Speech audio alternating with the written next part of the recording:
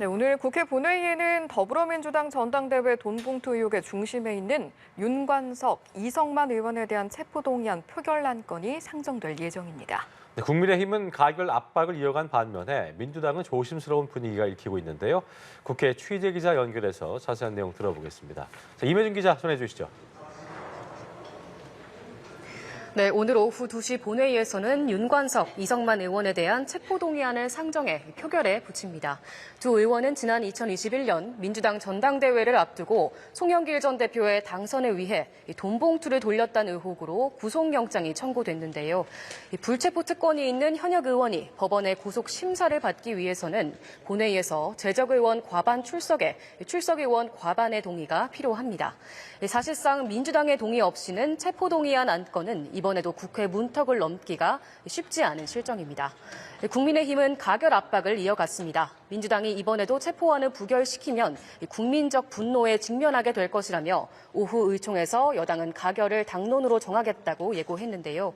김기현 대표는 민주당이 진정으로 혁신을 추구한다면 체포동의안에 대한 찬성을 당론으로 채택해야 마땅하다고 지적했습니다. 반면 민주당에서는 찬성, 반대 등을 당론으로 정하지 않고 의원들 자율투표에 맡긴다는 방침인데요. 당내에선 검찰 수사의 부당성을 알려야 한다는 의견과 함께 방탄정당이라는 비난에 대한 부담감 역시 공존하는 분위기입니다.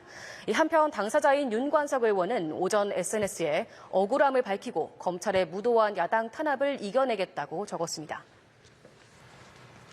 자, 오늘부터 국회는 사흘간의 대정부 질문에도 돌입하게 되는 것인데 첫날이 오늘 정치 외교 안보에 대한 질의가 이어질 텐데요. 최대 현안 어떤 것들이 있겠습니까? 네, 오늘 대정부 질문에선 후쿠시마 오염수 방류 문제가 최대 현안이 될 전망입니다. 야당은 후쿠시마 오염수 방류 위험성을 알리고 이에 대한 정부 대책의 미비함을 집중적으로 파고들 것으로 보이는데요. 반면 여당은 후쿠시마 수찰단의 방일 결과와 IAEA 보고 등의 계획을 언급하면서 야당이 괴담을 유포하고 있다고 반격할 전망입니다.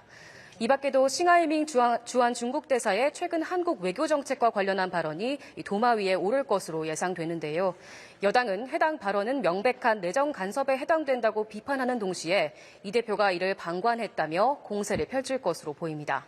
반면 야당은 한중 관계 악화가 윤석열 정부의 편중 외교 탓이라고 반박에 나설 전망입니다. 지금까지 국회에서 전해드렸습니다.